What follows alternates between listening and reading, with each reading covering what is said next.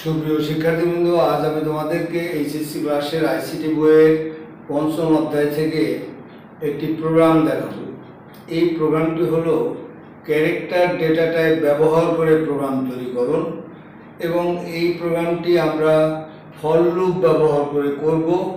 এবং প্রোগ্রামটি হলো যে একটা শব্দকে 50 বার বা 25 বার বা 30 বার দেখানোর জন্য আমরা এখন একটি প্রোগ্রাম তৈরি করব। তো এই প্রোগ্রামটির জন্য আমি এখানে প্রোগ্রামটা লিখে দিচ্ছি।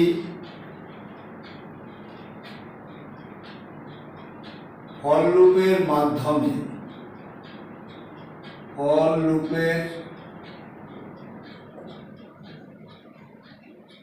মাধ্যমে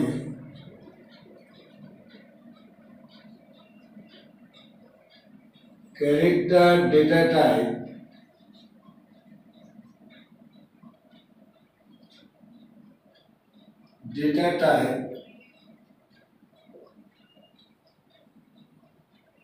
ব্যবহার করে একটি শব্দকে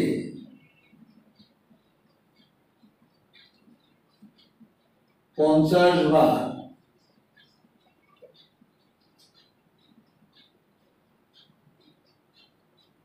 প্রদর্শনের প্রোগ্রাম। তো এই যে আমরা প্রোগ্রামটা তৈরি করতে যাচ্ছি, এই প্রোগ্রামটা তৈরি করার সময় প্রথম যে লাইনটি আমরা লিখব সেই লাইনটিকে বলা হবে লিঙ্ক সেকশন। সকল প্রোগ্রামেই আমরা এই লিঙ্ক সেকশন ব্যবহার করেছি, এবারেও আমরা সেই লিঙ্ক সেকশনটি লিখব। সেটি হলো হ্যাশ ইনক্লুড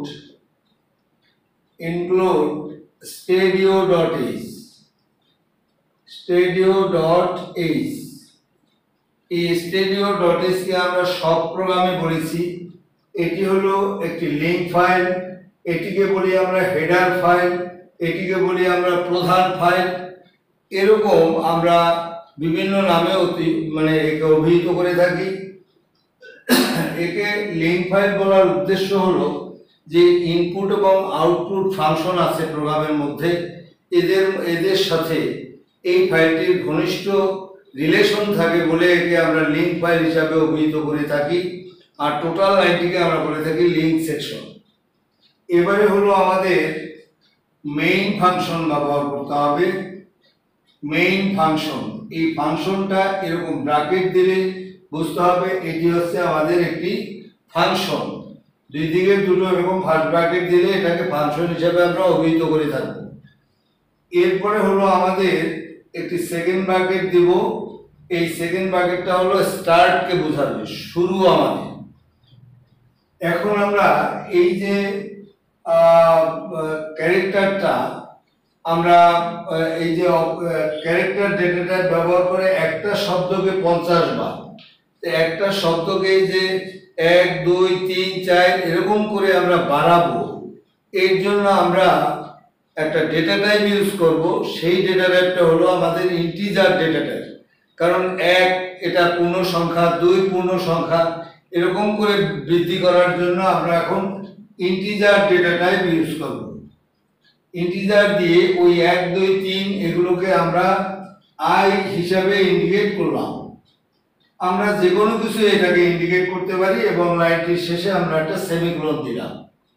এরপরে যেহেতু আমাদের এখানে বলা আছে ক্যারেক্টার ডেটা টাইপ ইউজ করতে হবে, এই ক্যারেক্টার ডেটা টাইপ ইউজ করার জন্য আমরা যে ডেটা টাইপটা হবে, ডেটা টাইপ আমাদের 4 ধরনের হয়ে থাকে: character data type, integer data type, float data type, double data type. তো আমরা এখানে ইন্টিজার ইউজ করেছি কেবলমাত্র এই যে 50 বারের জন্য। এবারে আমরা যে শব্দটি দেখাবো সেটি হলো ক্যারেক্টার।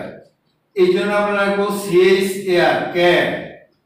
এই ক্যারেক্টার ডেটা টাইপ ইউজ করে, সব ছোট হাতের কিন্তু এগুলো, ক্যারেক্টার ডেটা টাইপ ইউজ করে আমরা একটা শব্দকে 50 বার দেখাবো। তো এই শব্দটার ইংরেজি হলো ওয়ার্ড দিলাম, WORD। এই ওয়ার্ডের পরিবর্তে আমরা যে কোনো কিছুই লিখতে পারি, যা ইচ্ছা তাই লিখতে পারি। তো ওয়ার্ড না লিখে মোয়ার্ড, শোয়ার্ড, যা ইচ্ছা নাম যে কোনো কিছুই লেখা যায়। এটা দিয়ে এটার সামনে থার্ড ব্র্যাকেট দিয়ে এখানে লিখে দিলাম আমরা 50। এবারে লেখার পরে আমরা সি প্রোগ্রামিং এর প্রত্যেকটি লাইন হচ্ছে এক একটা স্টেটমেন্ট, এই জন্য আমরা এখন এটাকে একটা সেমিকোলন দিলাম।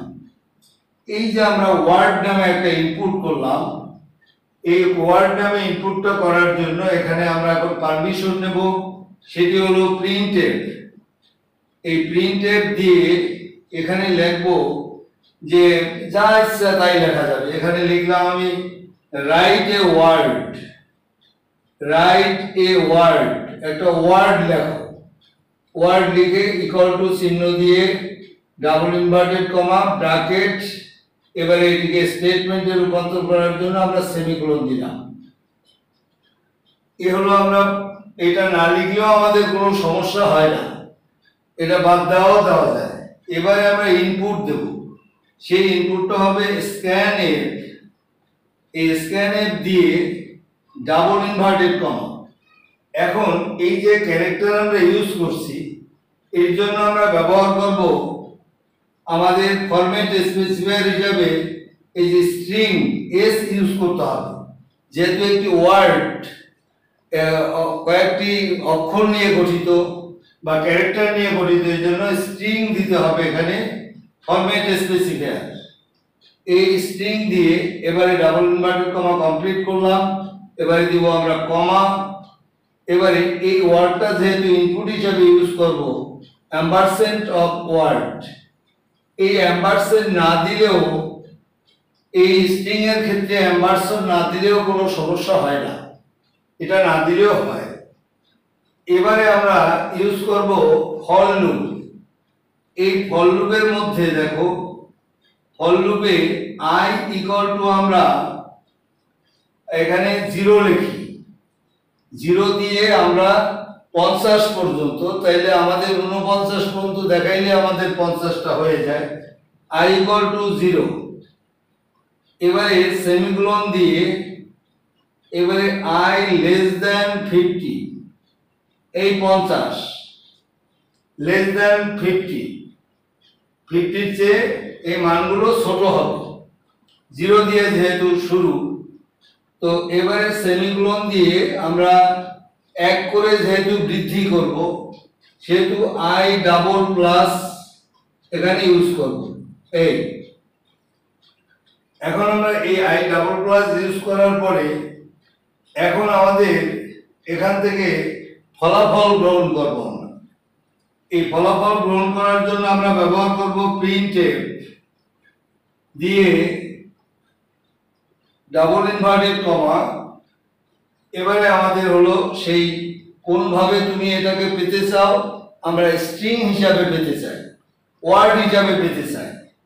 স্ট্রিং চাওয়া মানে ওয়ার্ড চাওয়া।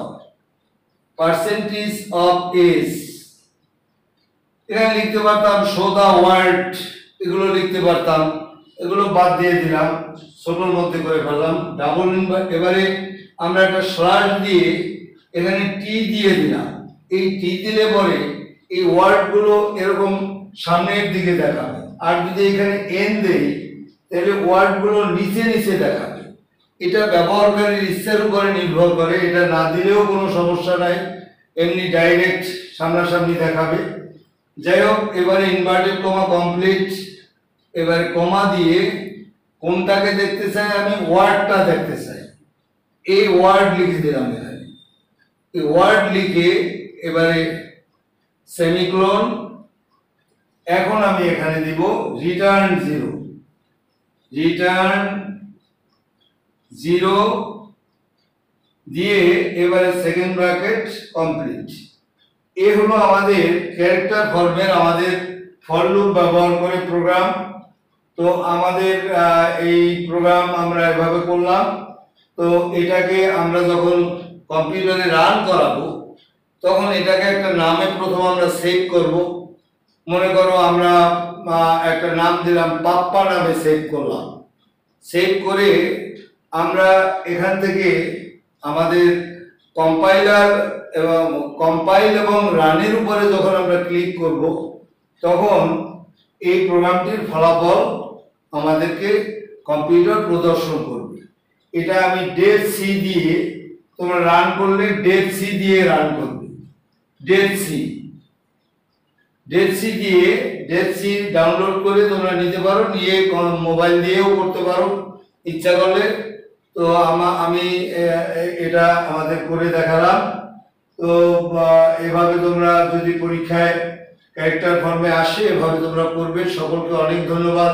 আমার ভিডিও ভালো লাগলে এটাকে লাইক এবং সাবস্ক্রাইব করবে।